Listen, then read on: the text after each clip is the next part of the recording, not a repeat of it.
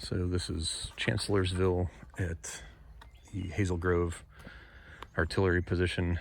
This was at one time part of the Union line, but Hooker, once Jackson's flank attack hit his unprotected right flank, he withdrew his Union forces and Union artillery from this position because he wanted to shorten his line.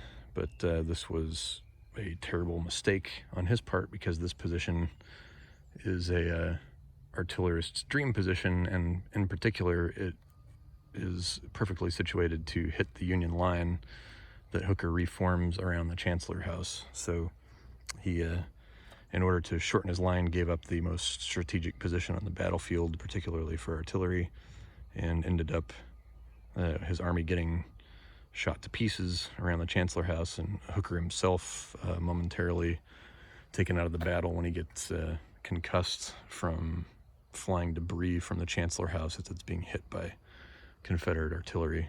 So you can see in the distance the cars, that's Route 3 there, or the Orange Turnpike, just around to the right of where the tree line sticks out along the road there, would be the Chancellor House position.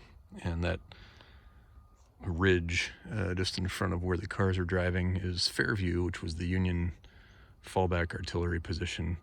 And they end up getting flanked here once the Confederates move to this position. They get flanked because they're also positioned to fire to the right of camera here, which would be towards AP Hill's line. And they're hit by converging fire that fires from here, which makes their position untenable. So eventually the Union artillery has to retreat from Fairview, and the Confederate infantry pushes through to that position in the final hours of the battle, when Hooker finally hits his last line and then heads back across the Rappahannock at U.S. Ford.